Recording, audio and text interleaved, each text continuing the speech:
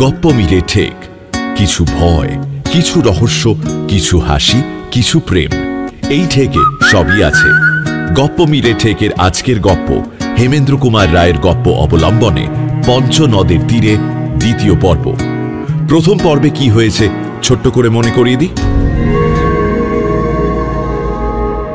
Alexander Bharatvarsha জয়ের উদ্দেশ্যে যাত্রা শুরু করেছেন। সেই সংবাদ পেয়েছে ভারতবর্ষের 3 বীর সুবন্ধু, পুরঞ্জন ও চিত্ররথ। সুবন্ধু এগিয়ে যাচ্ছে ভারতকে সেই সংবাদ পৌঁছতে, আর চিত্ররথ ও পুরঞ্জন একদল গ্রিক সৈন্যকে আটকানোর চেষ্টা করছে।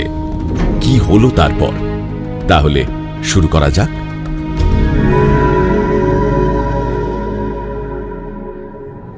বেশ খানিকক্ষণ কেটে গেল। শত্রুদের কেউ আর উপরে উঠবার চেষ্টা করছে না দেখে চিত্ররথ আশ্চর্য হয়ে বলল, কি ব্যাপার বলো তো পুরঞ্জন, আমরা কি অনন্তকালের জন্য এইখানেই ধনুকে তীর লাগিয়ে বসে থাকবো? হ্যাঁ, যত সময় কাটবে সুবন্ধু ততই দূরে গিয়ে পড়বে। আমরা তো তাই চাই। পাহাড়ের গায়ে ছায়া ক্রমেই দীর্ঘ থেকে দীর্ঘতর হয়ে উঠতে লাগলো। সূর্য গিয়েছে আকাশের পশ্চিমে। আচমকা পাহাড়ের উপর ঘন ঘন পায়ের শব্দ পাওয়া গেল। চিত্ররথ মুখ ফিরিয়ে দেখেই কঠোর হাসি হেসে বলল, পুরঞ্জন, এ জীবনে শেষবারের মতন ভারতের নাম করে নাও। জয় ভারতবর্ষের জয়। সে দেখো শত্রুরা আমাদের পিছনে। ওরা আমাদের দুদিকেই, দেখো নিচে থেকে ওরা উপরে উঠছে। আমার ধনুকের জন্য আর মাত্র 2টি বাণ আছে। আমার ধনুকের জন্য আর একটি মাত্র বাণও নেই। তরবারি নাও, এসো মৃত্যুর মুখে ঝাঁপিয়ে পড়ি। জয় জয় ভারতবর্ষের জয়, জয় জয় ভারতবর্ষের জয়। পুরঞ্জন ও চিত্ররথের তরবারি নাচতে লাগলো অধীর আনন্দে। অস্তগামী সূর্যের শেষ কিরণ আরক্ত করে তুলল তাদের সাংঘাতিক আকাঙ্ক্ষাকে।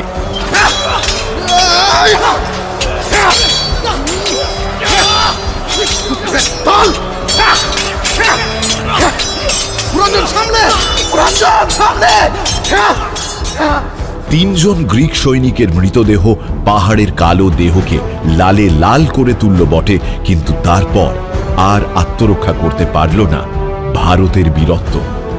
গ্রিক তরবারির মুখে পুরঞ্জনের ডান হাত বিচ্ছিন্ন হয়ে মাটির ওপরে গিয়ে পড়ল।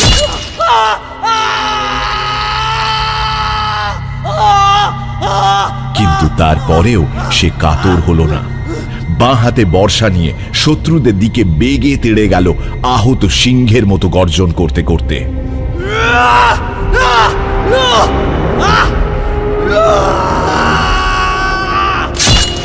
পর মুহূর্তেই পুরঞ্জনের ছিন্ন মুন্ড দেহ ভূমিতলকে আশ্রয় করল।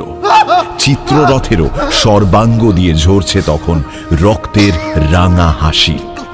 প্রায় বিবশ দেহে পাহাড়ের গা ধরে উঠে দাঁড়িয়ে প্রাণপণে সে বলে উঠল, নমস্কার ভারতবর্ষ, নমস্কার পঞ্চনদের তীর, বিদায় বিদায়, নমস্কার। তারপরেই আবার এলিয়ে শুয়ে পড়ে অন্তিম নিঃশ্বাস ত্যাগ করল সে।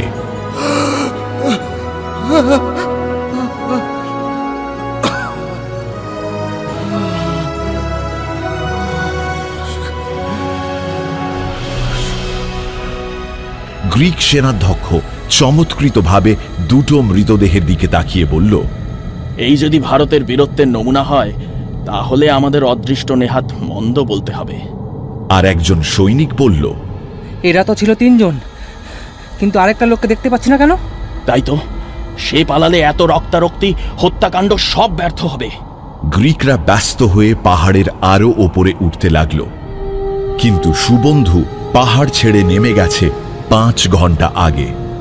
স্বদেশের পথ থেকে তাকে আর কেউ ফিরিয়ে আনতে পারবে না। পুরঞ্জন ও চিত্ররথের এই আত্মদান বিফল হবে না। সীমান্তের যে প্রদেশগুলো উত্তর ভারতবর্ষের সিংহদ্বারের মতো এবং সর্বপ্রথমেই যাদের মধ্যে দিয়ে আসবার সময় গ্রিকদের তরবারি ব্যবহার করতে হয়েছিল প্রাণপণে, সে যুগে তাদের কতগুলি বিশেষত্ব ছিল। সীমান্তের দেশগুলোতে তখন কেবল যে ভারতের লোক বাস করত এমন নয়, বাইরের নানান জাতিও থাকত। একদিক থেকে আসতো চীনের বাসিন্দারা, আর একদিক থেকে আসতো মধ্য এশিয়ার শক ও হুন প্রভৃতি যাযাবর জাতিরা, এবং আর এক দিক থেকে আসতো পারসী ও গ্রিক প্রভৃতি আর্যরা। এমনই নানা ধর্মের নানা জাতির লোকের সঙ্গে মেলামেশা করার ফলে সীমান্তবাসী বহু ভারতীয়ের মনের ভাব হয়ে উঠেছিল অনেকটা সার্বজনীন। এই অবস্থায় দেশাত্মবোধের ভাব অনেকটা কমজোরি হয়ে পড়াই স্বাভাবিক। সে যুগেও ভারতে বিশ্বাসঘাতকের অভাব হয়নি। সেরকমই একজন শশীগুপ্ত, পারসীদের মাইনে করা সৈনিক, পরে হয় আলেকজান্ডারের বিশ্বস্ত এক হিন্দু সেনাপতি। গ্রিকরা ডাকত সিসিকোটাস বলে। গ্রিকদের সঙ্গে সেও ভারতের বিরুদ্ধে তরবারি ধারণ করে এবং সেও ছিল উত্তর ভারতের বাসিন্দা। আলেকজান্ডারের ভারত আগমনের পরে সীমান্তের আরও বহু বিশ্বাসঘাতক হিন্দু গ্রিক বাহিনীতে যোগ দিয়েছিল বা দিতে বাধ্য হয়েছিল। সে যুগে সীমান্তের একটি বিখ্যাত রাজ্য ছিল তক্ষশিলা। তক্ষশিলা জ্ঞান বিজ্ঞান চর্চার জন্য অত্যন্ত খ্যাতি অর্জন করেছিল। এই তক্ষশিলার কাছেই ছিল রাজা হস্তির রাজ্য। আলেকজান্ডার যখন ভারতে পদার্পণ করেন, সেই সময় দুই প্রতিবেশী রাজ্যের সঙ্গে তক্ষশিলার যুদ্ধ চলছিল। তার একটি হচ্ছে ছোট্ট পার্বত্য রাজ্য, নাম অভিসার। আরেকটি হচ্ছে অপেক্ষাকৃত বড় রাজ্য, ইতিহাস বিখ্যাত পুরু ছিলেন তার রাজা। ঝিলম ও চিনাব নদীর মাঝে পুরুর রাজ্য বিস্তৃত ছিল এবং তার শহরের সংখ্যা ছিল ৩০০। সুতরাং বোঝা যায় পুরু বড় একটা তুচ্ছ রাজা ছিলেন না। তাঁর সৈন্য সংখ্যাও ছিল ৫০,০০০। এদিকে ভারতপুত্র সুবন্ধু ফিরে আসছে আবার তার পিতৃভূমিতে। দু চোখে তার উন্মত্ত উত্তেজনা, দু পায়ে তার কালবৈশাখীর প্রচণ্ড গতি। এর মধ্যে সুবন্ধু একটি ঘোড়া কিনেছে। তার সেই ঘোড়া মাটির উপর দিয়ে যেন উড়ে আসছে পক্ষীরাজের মতো। সুবন্ধু এসে হাজির হয়েছে ভারতের দ্বারে, কিন্তু তখনও কারুর ঘুম ভাঙেনি। জাগো ভারত, জাগো পঞ্চনদের তীর।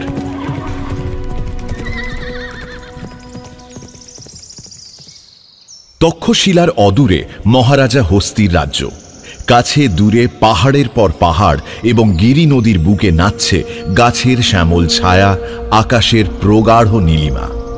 এক একটি পাহাড়ের শিখরের উপরে মাথা তুলে আছে আকাশ ছোঁয়া সুরক্ষিত গিরিদুর্গ।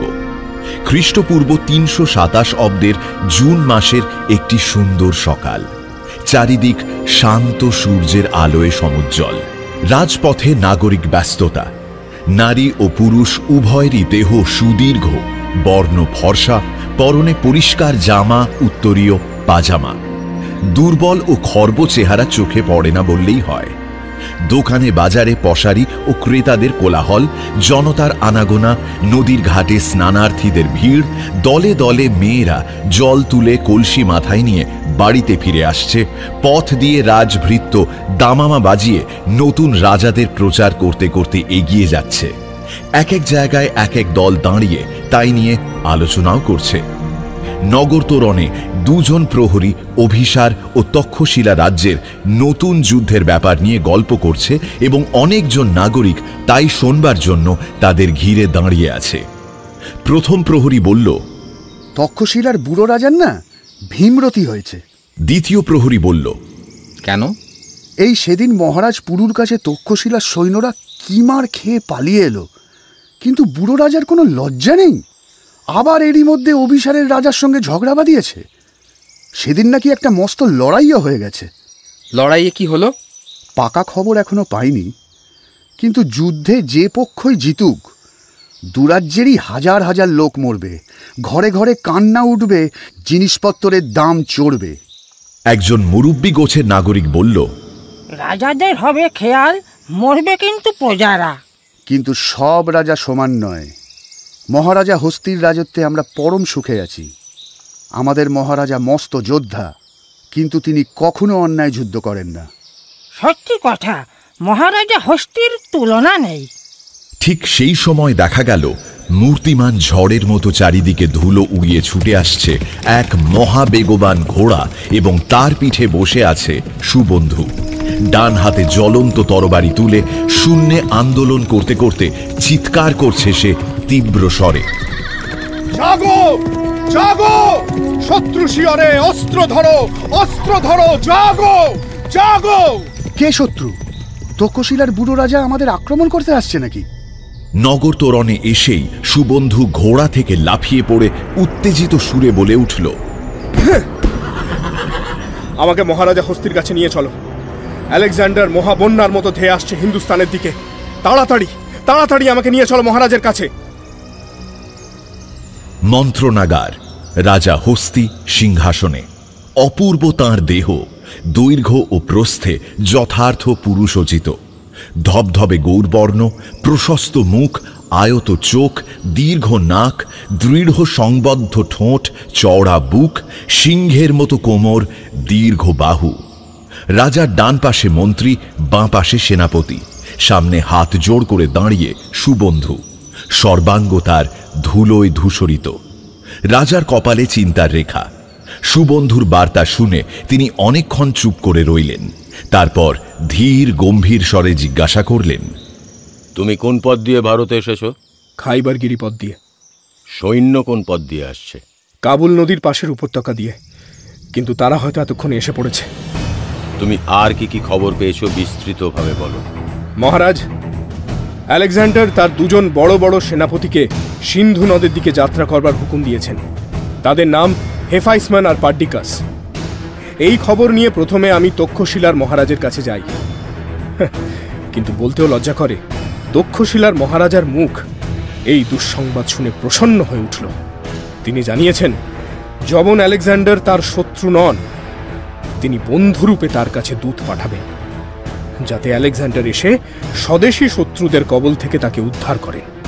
আলেকজান্ডার যে ভারতের শত্রু এ কথা জেনেও তিনি অম্লান বদনে বললেন যে ভারতে নিত্য শত শত বিদেশি আসছে, আলেকজান্ডারও এলে ক্ষতি কি? যে তার বিরুদ্ধে অস্ত্র তুলবে তিনি হবেন কেবল তারই শত্রু। মহারাজ, ভারত কি তার একার? বিশাল ভারতে হাজার হাজার রাজা সুযোগ পেলেই তার রাজ্য লুট করতে আসবে। তাদের জন্য তিনি একলা প্রাণ দিতে পারবেন না। আর আমাকে তিনি তখনই তক্ষশিলা ছেড়ে চলে যাওয়ার নির্দেশ দিলেন, নইলে তিনি সম্রাট আলেকজান্ডারের শত্রু বলে আমাকে বন্দী করবেন। আমি আর কিছু না বলে একেবারে আপনার রাজ্যে উপস্থিত হয়েছি। এখন আপনার কি অভিমত মহারাজ? আমার অভিমত সঠিক সময়ে শুনতে পাবে। আলেকজান্ডার যে পারস্য জয় করে দিগ্বিজয়ে বেরিয়েছেন সে খবর আমরা আগেই পেয়েছিলাম, কিন্তু মন্ত্রী মহাশয়, তার সেনাপতিরা যে এত তাড়াতাড়ি ভারতে প্রবেশ করেছেন এ খবর আপনি রাখেননি কেন? আমার রাজ্যে কি কোনো গুপ্তচর নেই? মন্ত্রী লজ্জিত স্বরে বললেন, মহারাজ, একচক্ষু হরিণের মতো আমাদের দৃষ্টি সজাগ হয়েছিল কেবল খাইবার গিরি সংকটের দিকে, কারণ বহিঃশত্রুরা ওই পথেই ভারতে প্রবেশ করে। যবন সৈন্যরা যে নতুন পথ দিয়ে ভারতে আসবে এটা আমরা কল্পনা করতে পারিনি। এ অন্যমনস্কতা অমার্জনীয়। আচ্ছা সুবন্ধু, তুমি বললে আলেকজান্ডার তার 2 সেনাপতিকে এদিকে পাঠিয়েছেন, কিন্তু তিনি নিজে এখন কোথায়? আলেকজান্ডার নিজে তার প্রধান বাহিনী নিয়ে সীমান্তের পার্বত্য রাজাদের দমন করতে গিয়েছেন। দেখছি এই সম্রাট রণনীতিতে অত্যন্ত দক্ষ। এরই মধ্যে সীমান্তের পার্বত্য রাজাদের মতিগতি তিনি বুঝে নিয়েছেন। সম্রাটের অধীনে কত সৈন্য আছে? আমার মতে মহারাজ অন্তত 1.5 লক্ষ। কিন্তু বিদেশি জবনরা ভারতে ঢোকার নতুন পথের সন্ধান জানল কেমন করে? ভারতের এক কুসন্তান পিতৃভূমির বিরুদ্ধে অস্ত্র ধারণ করে ওদের পথ দেখিয়ে আনছে। তার নাম শশীগুপ্ত। সে নাকি আলেকজান্ডারের বিশ্বস্ত এক সেনাপতি। মহারাজ, এই শশীগুপ্তর সঙ্গে রণস্থলে একবার মুখোমুখি দেখা করব, এই আমার ইচ্ছে। এই বলতে বলতে তার বলিষ্ঠ ও বিশাল দেহ রাগে যেন দ্বিগুণ হয়ে উঠল। শান্ত হও সুবন্ধু, শশীগুপ্ত এখন তোমার সামনে নেই। মন্ত্রী মহাশয়, এখন আমাদের কর্তব্য কি? শিয়রে শত্রু, এখন আমরা হাত জোড় করব না তরবারি ধরব? গলবস্ত্র হব না বর্ম পরব? আপনি কি বলেন? বলছিলাম 1.5 লক্ষ যবন সৈন্যের সামনে আমাদের 25-30 হাজার সৈন্য কতক্ষণ দাঁড়াতে পারবে মহারাজ? ঝড়ের মুখে এক খণ্ড তুলোর মতো উড়ে যাবে। মন্ত্রী মহাশয়, আলেকজান্ডারের মূল বাহিনী এখানে আসতে এখনো অনেক দেরি আছে। তার 2 সেনাপতির অধীনে বোধহয় 50,000-এর বেশি সৈন্য নেই। যুবক, তুমি কেবল বর্তমানকে দেখছো, ভবিষ্যৎ তোমার দৃষ্টির বাইরে। আজ আমরা অস্ত্র ধরব, কিন্তু কাল যখন সম্রাট নিজে আসবেন সসৈন্যে, তখন আমরা কি করব? ভারতে আসার পথের উপরেই আপনাদের গিরিদুর্গ আছে। সেই গিরিদুর্গে গিয়ে আপনারা যবন সেনাপতিদের পথরোধ করুন। যদি 2 মাস দুর্গ রক্ষা করতে পারেন, যবন সম্রাট স্বয়ং এলেও আপনাদের কোনো ভয় নেই। কেন? কারণ ইতিমধ্যে আমি আমার দেশে মহারাজা পুরুর রাজ্যে ফিরে যাব। আমাদের মহাবীর মহারাজকে কে না জানে। ওরা আর্যাবর্তে ঢুকতে উদ্যত শুনলেই তিনি ক্রুদ্ধ সিংহের মতো গর্জন করে এখানে ছুটে আসবেন। অভিসার রাজ্যের শত্রু তক্ষশিলা যখন গ্রিকদের পক্ষ অবলম্বন করবে, অভিসারের রাজা তখন নিশ্চয়ই আপনাদের পক্ষে থাকবেন। মন্ত্রী কোনো জবাব দিলেন না, হতাশভাবে ক্রমাগত মাথা নাড়তে লাগলেন। হস্তি আবারও একটি দীর্ঘশ্বাস ত্যাগ করে উঠে দাঁড়িয়ে বললেন, বন্ধু, আমাকে একটু ভাবতে সময় দাও, কারণ এ হচ্ছে জীবন মরণের প্রশ্ন। ওরা প্রবল, আমরা দুর্বল। তুমি 3 দিন বিশ্রাম করো, আমি ইতিমধ্যে সমস্ত সংবাদ সংগ্রহ করি।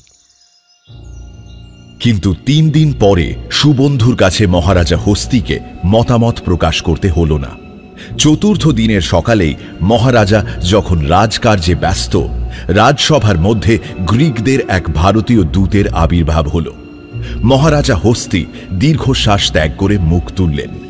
তাঁর প্রশস্ত মুখ গভীর চিন্তার রেখায় পরিপূর্ণ হল, কিন্তু চোখে মুহূর্তের জন্য জ্বলে উঠল তীক্ষ্ণ অগ্নিবাণ। তারপরেই মৃদু হেসে তিনি বললেন, কি সংবাদ দূত? গ্রিস ও পারস্যের সম্রাট আলেকজান্ডার অতিথিরূপে ভারতবর্ষে এসেছেন। আপনি কি তাকে মিত্ররূপে সাহায্য করবেন? কি সাহায্য বলো? সম্রাট আলেকজান্ডার দিগ্বিজয় বেরিয়েছেন। সৈন্য আর অর্থ দিয়ে আপনাকে তার বন্ধুত্ব কিনে নিতে হবে। সম্রাট আলেকজান্ডার আমাদের এদেশে এসেছেন দিগ্বিজয়ে। ভারতের বিরুদ্ধে আমার ভারতীয় সৈন্যরাই অস্ত্র ধারণ করবে, এই কি তার ইচ্ছে? আগে হ্যাঁ মহারাজ, সম্রাটের আর একটি ইচ্ছে এই যে সুবন্ধু নামে গ্রিকদের এক শত্রু আপনার রাজ্যে আশ্রয় পেয়েছে। তাকে অবিলম্বে বন্দী করে আমার হাতে অর্পণ করতে হবে। মহারাজা হস্তি সুবন্ধুর দিকে তাকিয়ে বললেন, যুবক, এই দূতের সঙ্গে তুমি কি গ্রিস শিবিরে বেড়াতে যেতে চাও? আপনি আদেশ দিলে শিরোধার্য করব, কিন্তু দূতকে আমার মৃতদেহ বহন করে নিয়ে যেতে হবে। দূত? তুমি কি সুবন্ধুর মৃতদেহ বহন করে নিয়ে যেতে পারবে? দেখছো, সুবন্ধুর দেহ কিন্তু ছোট নয়। তার মানে আপনি সম্রাট আলেকজান্ডারকে অতিথি রূপে অভ্যর্থনা করতে প্রস্তুত নন? দূতের কথার জবাব না দিয়ে মহারাজা হস্তি তাঁর বাঁ দিকে ফিরে তাকালেন। সেনাপতি নিজের কোষবদ্ধ তরবারি নিয়ে অন্যমনস্কভাবে নাড়াচাড়া করছেন। হাসতে হাসতে মহারাজা বললেন, কি দেখছো সেনাপতি? অনেকদিন যুদ্ধ করনি, তোমার তরবারিতে কি মরচে পড়ে গেছে? না মহারাজ, মরচে পড়া অসুখ আমার তরবারির কোনো দিন হয়নি। তাহলে আর দেরি কেন? হস্তি আচমকা সিংহাসন ত্যাগ করে উঠে দাঁড়ালেন। চোখের নিমেষে নিজের খাপ থেকে তরোয়াল খুলে শূন্যে তুললেন। দূত বলল, মহারাজ, উত্তর। হস্তির চোখে আবার আগুন জ্বলে উঠল। বজ্রকণ্ঠে তিনি বললেন, উত্তর চাও? দূত, কাকে উত্তর দেব? তোমার সম্রাট অতিথি হয়ে এলে আমি তার প্রশ্নের উত্তর মুখেই দিতাম, কিন্তু তিনি এসেছেন দস্যুর মতো ভারতের স্বর্ণ ভাণ্ডার লুণ্ঠন করতে। দস্যুর উত্তর থাকে তরবারির সঙ্গীতে। যাও। পরদিনের প্রভাত, মহারাজা হস্তির রাজ্যে বেজে উঠল রণভেরি। বর্ম পরে সশস্ত্র ভারত বীর বৃন্দ রাজপথে এগিয়ে চলেছে। রণহস্তি, ঘোড়ার দল, যুদ্ধরথ চলেছে মিছিল করে। বাড়ির ছাদে, জানালা ও দরজায় দাঁড়িয়ে ভারতের বীর নারীরা সানন্দে উলুধ্বনি দিচ্ছেন, মঙ্গল শাঁখ বাজাচ্ছেন।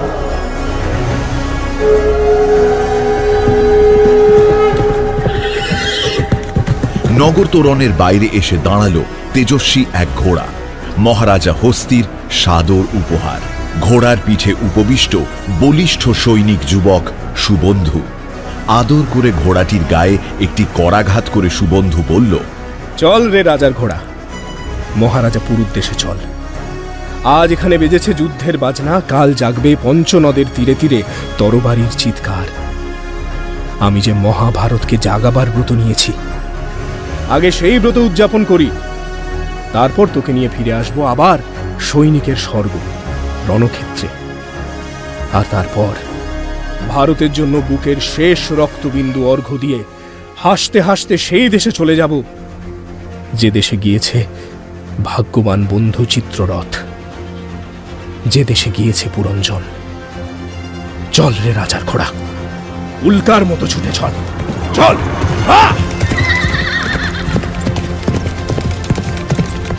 কখনো জনাকীর্ণ নগর, কখনো শান্ত গ্রাম, কখনো রৌদ্র দগ্ধ প্রান্তর, কখনো দুর্গম অরণ্য এবং কখনো বা অসমতল পার্বত্য প্রদেশের মধ্যে দিয়ে সুবন্ধুর দুরন্ত ঘোড়া এগিয়ে চলল দুরন্ত গতিতে।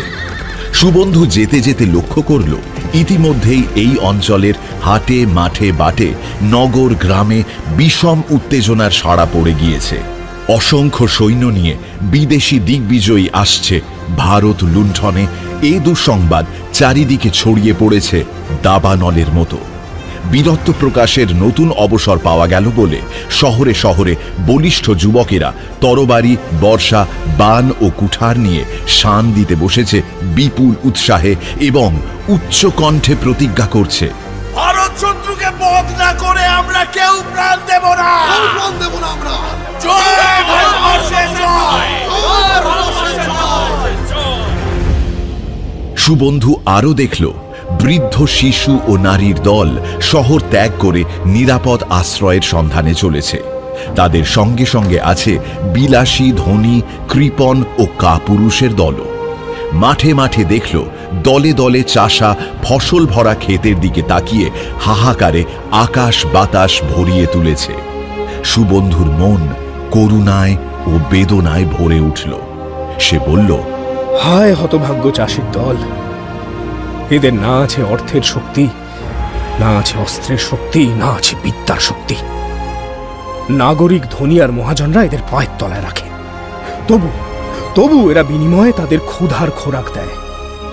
কিন্তু দেশে যখন যুদ্ধ বাঁধে তখন এদের চোখে জাগে কেবল অনাহার আর দুর্ভাগ্যের ছবি। হায়! পূর্বাকাশ ছেড়ে পশ্চিমের অস্তাচলে এসে সূর্যের রাঙা মুখ ক্রমেই ম্লান হয়ে পড়ছে, আর কিছুক্ষণের মধ্যেই পাখিদের কণ্ঠে বেলা শেষের বিদায়ী সঙ্গীত শোনা যাবে। ঘোড়ার পিঠ চাপড়ে সুবন্ধু বলল, চল রে, আরো একটু তাড়াতাড়ি চল। অন্ধকারে অন্ধ হওয়ার আগে একটা আশ্রয় খুঁজে নিতে হবে, চল।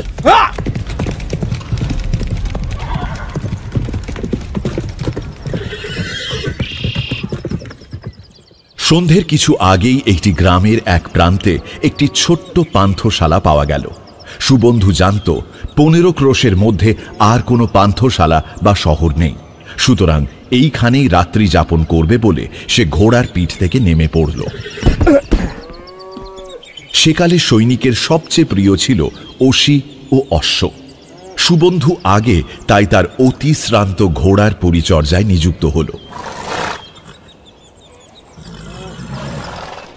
পান্থশালার সামনে দিয়ে যে প্রশস্ত রাজপথ চলে গিয়েছে তা এই গ্রামের নিজস্ব পথ নয়, কারণ মহারাজা পুরুর রাজ্য থেকে সীমান্তে যাওয়ার জন্য এইটি হচ্ছে প্রধান পথ।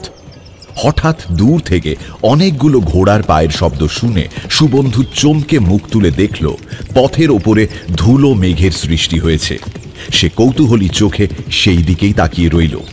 তারপরই দেখা গেল একদল অশ্বারোহীকে। সংখ্যায় তারা 50 জনের কম হবে না। এরা কারা? অশ্বারোহীর দলও পান্থনিবাসের সামনে এসে থামল। দলের পুরোভাগে ছিলেন যে অশ্বারোহী, ঘোড়া থেকে নেমে তিনি গম্ভীর স্বরে বললেন, এই পান্থশালার অধিকারীকে? তাঁর কণ্ঠস্বর শুনলেই বোঝা যায় এ ব্যক্তি আজন্ম আদেশ দিতে অভ্যস্ত। অধিকারী নত হয়ে অভিবাদন জানালো। অশ্বারোহী তার দিকে তাকিয়েও দেখলেন না, তেমনি হুকুমের স্বরে বললেন, আজ রাতে আমি এখানে থাকব, আমার আর আমার লোকজনদের থাকবার ব্যবস্থা করো। অধিকারী মৃদু স্বরে বলল, আগে হঠাৎ এত লোকের ব্যবস্থা করি কি করে? অশ্বারোহী মুহূর্তের জন্য অধিকারীর মুখের দিকে অত্যন্ত অবহেলা ভরে তাকালো। সেই দুই চোখের দীপ্তি দেখেই অধিকারীর দেহ ভয়ে সংকুচিত হয়ে পড়ল। 5টি স্বর্ণমুদ্রা বার করে অধিকারীর দিকে ছুঁড়ে ফেলে দিয়ে অশ্বারোহী অধীর স্বরে বললেন, যাও, নিজের মঙ্গল চাও তো প্রতিবাদ করো না। স্বর্ণমুদ্রাগুলি তাড়াতাড়ি কুড়িয়ে নিয়ে অধিকারী সেখান থেকে চলে গেল। সুবন্ধু সবিস্ময়ে অশ্বারোহীকে লক্ষ্য করতে লাগল। তরুণ হলেও তার দেহ এমন দীর্ঘ, বলিষ্ঠ ও পরিপুষ্ট যে সহজে ধরা যায় না। উজ্জ্বল শ্যামবর্ণ, ভাবভঙ্গি অসাধারণ সম্ভ্রান্ত জনের মতো এবং মুখে চোখে অতুলনীয় প্রতিভা, বীরত্ব ও ব্যক্তিত্বের আভাস। এবার অশ্বারোহীর দৃষ্টি সুবন্ধুর দিকে পড়ল। কয়েক মুহূর্ত তীক্ষ্ণ চোখে তাকে আপাদমস্তক দেখে নিয়ে তিনি পায়ে পায়ে এগিয়ে এসে বললেন, বন্ধু, দেখছি তুমি সৈনিক। আগে আমাকে কেউ শুধু বন্ধু বলে ডাকে না, কারণ আমার নাম সুবন্ধু। তুমি সুবন্ধু কি কুবন্ধু জানি না, কিন্তু তোমাকে দেখে মনে হচ্ছে তুমি বীর। আমার চোখ মিথ্যা দেখে না, কিন্তু তোমার কি আর কোনো পরিচয় নেই? আমি ভারত সন্তান। সে গর্ব আমিও করতে পারি। আমার ব্রত ভারতকে জাগানো। আমারও তাই। তাই যদি হয় তবে সীমান্তের দিকে না গিয়ে আপনি ফিরে আসছেন কেন? আপনি কি জানেন না ভারতের রক্তপান করার জন্য সীমান্তে এসে হাজির হয়েছে যবন দিগ্বিজয়ী? জানি, কারণ আমি আলেকজান্ডারের বন্ধুরূপে গ্রিক শিবিরেই ছিলাম। সুবন্ধু চমকে গিয়ে দুপা পিছিয়ে গিয়ে ক্ষিপ্র হাতে তরবারি কোষমুক্ত করতে উদ্যত হল। অশ্বারোহী একটু হেসে শান্ত স্বরে বললেন, তোমার তরবারিকে অকারণে ব্যস্ত করো না। আমি আলেকজান্ডারের বন্ধু হতে পারি, কিন্তু ভারতের শত্রু নই। আমার নাম চন্দ্রগুপ্ত, নন্দবংশে জন্ম। মহারাজা নন্দ? বাধা দিয়ে ক্রুদ্ধ স্বরে চন্দ্রগুপ্ত বললেন, ও নাম আমার সামনে উচ্চারণ করো না। তুমি কি জানো না দুরাত্মা নন্দ প্রাচীন পবিত্র নন্দবংশের কেউ নয়? ষড়যন্ত্রের ফলে ও মগধের সিংহাসন লাভ করেছে। শুনেছি রাজকুমার, কিন্তু হ্যাঁ, সেই পাপিষ্ঠ আমার প্রাণদণ্ডের হুকুম দিয়েছিল, কারণ আমি আসল রাজবংশের ছেলে আর প্রজারা আমাকে ভালোবাসে। তারই জন্যে আজ আমি ভবঘুরের মতো দেশে দেশে ঘুরে বেড়াচ্ছি। মগধের রাজ সিংহাসন ওর কবল থেকে উদ্ধার করবার জন্য আমি গেছিলাম গ্রিক দিগ্বিজয়ী আলেকজান্ডারের কাছে সাহায্য চাইতে। অর্থাৎ আপনি বিদেশি দস্যুকে চেঁচে দেশে ডেকে আনতে গিয়েছিলেন? আগে আমার কথা শোনো, তারপর মত প্রকাশ করো। নন্দের অধীনে এত সৈন্য আছে যে ওদের বিরুদ্ধে আমি একা লড়তে পারবো না। তাই আমি আগে গ্রিকদের সাহায্যে আমার পূর্বপুরুষদের সিংহাসন উদ্ধার করতে চেয়েছিলাম। মহাপদ্মনন্দের যে পুত্র এখন মগধের রাজা, সে বিলাসী, অত্যাচারী, কুচরিত্র। প্রজারা তাকে ঘৃণা করে। বর্তমান নন্দরাজা যুদ্ধনীতিতে অজ্ঞ। কাজে গ্রিকদের সঙ্গে মগধের ন্যায্য রাজা আমাকে দেখলে সমস্ত প্রজা আর সৈন্যদল আমার পক্ষই অবলম্বন করত। নন্দ যুদ্ধ করলেও জিততে পারত না। তারপর একবার সিংহাসনে বসতে পারলেই আমি আমার স্বাধীনতা ঘোষণা করতাম। তখন স্বদেশ থেকে অত দূরে পূর্ব ভারতের প্রায় শেষ প্রান্তে গিয়ে আমার বিপুল বাহিনীর সামনে গ্রিকদের কি শোচনীয় অবস্থা হতো বুঝতে পারছো কি? আমি কেবল ভারতীয় যুদ্ধরীতিতে নয়, গ্রিক যুদ্ধরীতিতে অভিজ্ঞ। গ্রিকদের সঙ্গে যুদ্ধ করতে হলে আমি তাদের রীতি গ্রহণ করতাম। আরও একটা ভাবার কথা আছে। আজ গ্রিকরা দলে ভারী বটে, কিন্তু তারা যখন কাবুল থেকে সুদূর মগধে গিয়ে পৌঁছত, তখন পথশ্রমে আর ধারাবাহিক যুদ্ধের ফলে তাদের অর্ধেকেরও বেশি সৈন্য মারা পড়ত। সে অবস্থায় ইচ্ছে থাকলেও তারা আমার স্বাধীনতায় বাধা দিতে সাহস করত না। এখন বুঝলে সুবন্ধু, কেন আমি গ্রিক দস্যুদের সঙ্গে বন্ধুত্ব করতে গিয়েছিলাম? আমি চেয়েছিলাম কাঁটা দিয়ে কাঁটা তুলতে। আপনার অসাধারণ বুদ্ধি দেখে বিস্মিত হচ্ছি, কিন্তু আলেকজান্ডার কি আপনাকে সাহায্য করতে রাজি হয়েছে? আলেকজান্ডার অত্যন্ত চতুর। বোধহয় আমার মনের কথা ধরে ফেলেছিলেন। গর্বিত স্বরে তিনি আমাকে বলেছিলেন, চন্দ্রগুপ্ত, আমি যখন মগধ আক্রমণ করব নিজের ইচ্ছেতেই করব, তোমার সাহায্য অনাবশ্যক। ধূর্ত যবন ফাঁদে পা দিল না। এখন আপনি কোথায় চলেছেন?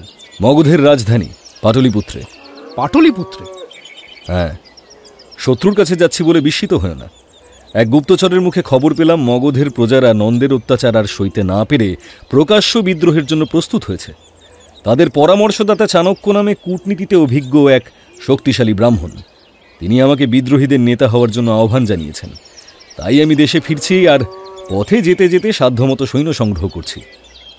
সুবন্ধু, এই অল্প পরিচয়ে আমি বুঝেছি যে তুমি বীর, বুদ্ধিমান এবং স্পষ্ট বক্তা।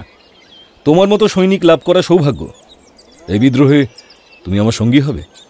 মগধের ভবিষ্যৎ নরপতি আমি আপনার জয় কামনা করি, কিন্তু ক্ষমা করবেন, আপাতত মগধের গৃহযুদ্ধে যোগ দেওয়ার অবসর আমার নেই। আমার সামনে রয়েছে এখন মহত্তর কর্তব্য। গ্রিকদের আগমন বার্তা নিয়ে আমি চলেছি মহারাজ পুরুর কাছে।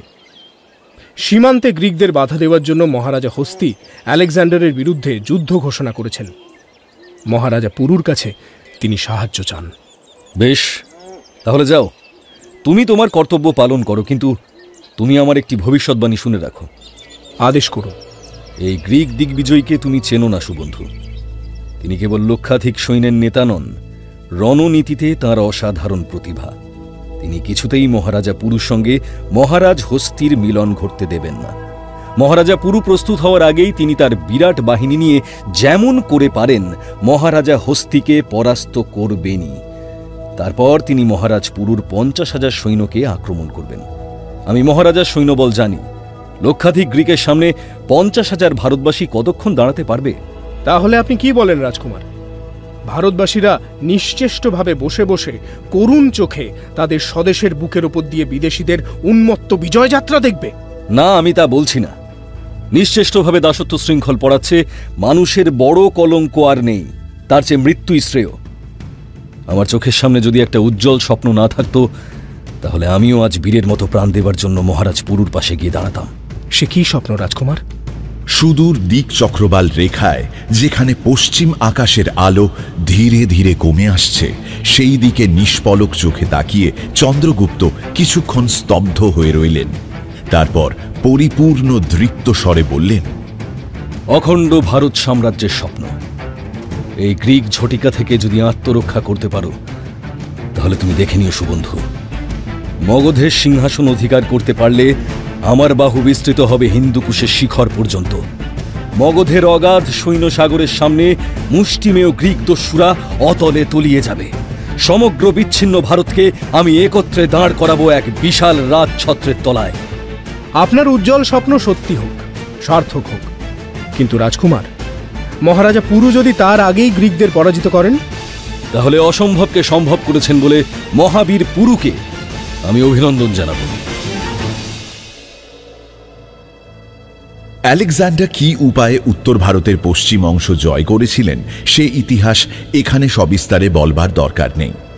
চন্দ্রগুপ্ত যে ভবিষ্যৎবাণী করেছেন তাই সত্যি হল। যুদ্ধ রীতিতে পরিপক্ক আলেকজান্ডার মহারাজা পুরুর আগমনের আগেই হস্তিকে আক্রমণ করলেন। ছোট রাজ্যের রাজা হস্তি, সৈন্যবল তাঁর সামান্য। বিপুল গ্রিক বাহিনীর অগ্রগতিতে বাধা দেবেন কেমন করে? তবু তিনি অসম্ভবকেও সম্ভব করেছিলেন। বালির বাঁধে সমুদ্রকে ঠেকিয়ে রাখার মতো সুদীর্ঘ 1 মাস গ্রিকদের এগোতে দেননি ভারতের বুকের ভিতরে। কিন্তু দুর্ভাগ্যক্রমে এর মধ্যে মহারাজ পুরু প্রস্তুত হতে পারলেন না।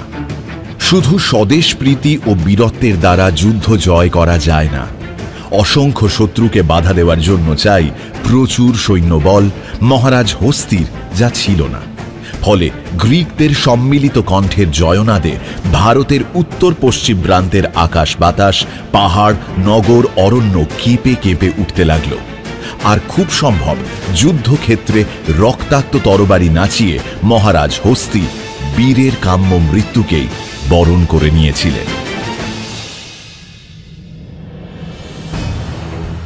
এদিকে অভিসারের মহারাজাও পুরুর সঙ্গে যোগ দেওয়ার জন্য সৈন্য সংগ্রহ করছিলেন, কিন্তু মহারাজা হস্তির পরিণাম দেখে ভয়ে ভয়ে তিনি আলেকজান্ডারের সঙ্গে সন্ধি করে ফেললেন। আলেকজান্ডার সীমান্তের কোনো রাজাকেই অন্য রাজাদের সঙ্গে মিলে শক্তি বৃদ্ধি করতে দিলেন না। নিজের বৃহত্তর বাহিনী নিয়ে একে একে তাদের প্রত্যেককেই পরাস্ত করলেন। ফলে সীমান্তের পথ হল নিষ্কণ্টক। আলেকজান্ডার বললেন, চলো এবার পঞ্চনদের দেশে। রাজা পুরু সেখানে প্রস্তুত হচ্ছে। তার অধীনে আছে মাত্র 50,000 সৈন্য। তাকে মারতে পারলেই সমস্ত ভারত লুটিয়ে পড়বে আমাদের পায়ের তলায়। পুরুর দুর্ভাগ্য, যথাসময়ে প্রস্তুত হতে পারেননি বলে তাঁকে একাই অন্তত 4 গুণ বেশি গ্রিক সৈন্যের বিরুদ্ধে দাঁড়াতে হল। বুদ্ধিমান হলে পুরুও অন্যান্য রাজার মতন আলেকজান্ডারের অধীনতা স্বীকার করতে পারতেন, কিন্তু পুরুর বুকে বিরাজ করছিলেন ভীমার্জুনের আত্মা। বিনা যুদ্ধে তিনি স্বদেশকে যবনের হাতে তুলে দিতে রাজি হলেন না। পুরু মহাবীর হলেও খ্রিস্টপূর্ব 326 অব্দে জুলাই মাসের প্রথমে ঝিলম নদের তীরে আলেকজান্ডারের সঙ্গে যুদ্ধে পুরু পরাজিত হন। ঝিলমের যুদ্ধে মহাবীর ও অতিকায় পুরু অসম্ভবের বিরুদ্ধেও প্রাণপণে লড়াই করেছিলেন, কিন্তু শেষটায় তাঁর দেহের 9টি স্থানে আহত হয়ে প্রায় মূর্ছিত অবস্থায় বন্দী হলেন। আলেকজান্ডারের শিবিরে তাঁকে নিয়ে যাওয়া হলো। তাঁর সেই 6.5 ফুট দীর্ঘ বিপুল দেহের দিকে সবিস্ময়ে তাকিয়ে আলেকজান্ডার জিজ্ঞাসা করলেন, তোমার সঙ্গে কিরকম ব্যবহার করব? পুরু সগর্বে মাথা তুলে বললেন, এক রাজা আর এক রাজার সঙ্গে যেমন ব্যবহার করেন। পুরুর বীরত্ব ও পরাক্রম দেখে আলেকজান্ডার এতটা অভিভূত হয়েছিলেন যে তিনি কেবল তাঁকে মুক্তি দিলেন না, তাঁর নিজের রাজ্যের উপরেও আরও অনেক দেশ দান করলেন। পঞ্চনদের তীরে উড়তে লাগল গ্রিক দিগ্বিজয়ীর পতাকা, কিন্তু আলেকজান্ডার বুঝলেন তিনি এখনও বৃহত্তর ভারত সীমান্তেই দাঁড়িয়ে আছেন। যুদ্ধ জয়ের আনন্দোচ্ছ্বাস যখন কমল, আলেকজান্ডার তখন একদিন সেনাপতিদের আহ্বান করে বললেন, সৈন্যদের মধ্যে প্রচার করে দাও, আমি এইবার মগধের দিকে যাত্রা করব। গ্রিক অশ্বারোহী সৈন্যদের নেতা স্পষ্ট বক্তা কৈনস সবিস্ময়ে বললেন, সে কি সম্রাট, আজ 8 বছর হলো আমরা গ্রিস থেকে বেরিয়েছি, এখনো আপনি এগিয়ে যেতে চান? হ্যাঁ সেনাপতি, কারণ মগধের রাজাই ভারতের সবচেয়ে বড় রাজা। মগধ জয় করতে না পারলে ভারত জয় করা হবে না। অন্যান্য সেনাপতিরাও জানালেন গ্রিক সৈন্যদের অধিকাংশই নিহত বা আহত হয়েছে, এখন আর তাদের মগধের দিকে যাওয়ার সাহস নেই। এর মধ্যেই গ্রিক সৈন্যদের মধ্যে বিদ্রোহের ভাব প্রকাশ পেয়েছে। কৈনস বললেন, শুনেছি মগধের নন্দরাজার সৈন্য আছে লক্ষ লক্ষ। মহারাজ, মগধ আক্রমণ করলে আমাদের পরাজয় অনিবার্য। আলেকজান্ডার আর কোনো কথা না বলে অভিমান ভরে চলে গেলেন। 2 দিন আর শিবিরের ভেতর থেকে বেরোলেন না। মাথা ঠান্ডা করে অনেক ভেবে 3য় দিনে বাইরে এসে বললেন, তাঁবু তোলো, আমরা গ্রিসে ফিরে যাব। ভারতবর্ষ জয় করতে এসে গ্রিকদের এই স্বদেশ প্রত্যাবর্তন হচ্ছে পালানোরই নামান্তর।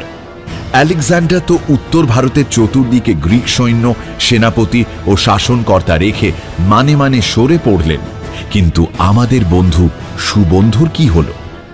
এইবারে তার সঙ্গে দেখা করে আবার গল্পের সূত্র ধরব।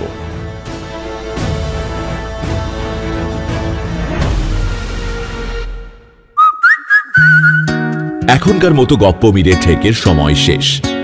আলেকজান্ডার তো ফিরে গেলেন, কিন্তু সুবন্ধুর কি হলো? চন্দ্রগুপ্তর অখণ্ড ভারতের সাম্রাজ্য গঠনের স্বপ্ন সফল হলো কি?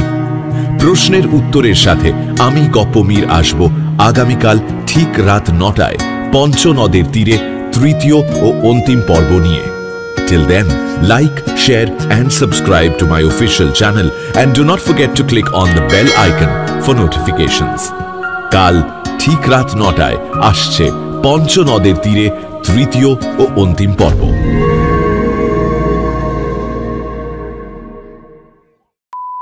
হাজার হাজার সৈন্যের মুখ থেকে তখন বিদ্রোহের সমস্ত চিহ্ন বিলুপ্ত হয়ে গেছে। তারা একসঙ্গে তরোয়াল বের করে শূন্যে আস্ফালন করতে করতে আকাশ বাতাস কাঁপিয়ে বলে উঠল, জয় সম্রাট আলেকজান্ডারের জয়, জয় সম্রাট আলেকজান্ডারের জয়। এগুলো কয়েকটা নেব, তারপরে চলো ভারতবর্ষে পঞ্চনদের তীরে। এইটা যাব আমরা, কিন্তু এই লাইনটা সবাই মিলে বলছে এরকম নয়। একজন হয়তো লিড নিয়ে বললো, চলো ভারতবর্ষে পঞ্চনদের তীরে। এটা যদি পঞ্চনদের তীরে একসাথে বললাম, লাস্টে সবাই কি হ্যাঁ হ্যাঁ হ্যাঁ করো, যাবো। তরোয়াল বের করে শূন্যে আস্ফালন করতে করতে আকাশ বাতাস কাঁপিয়ে সৈন্যরা বলে উঠল, জয় সম্রাট আলেকজান্ডারের জয়, জয় সম্রাট আলেকজান্ডারের জয়। চলো ভারতবর্ষে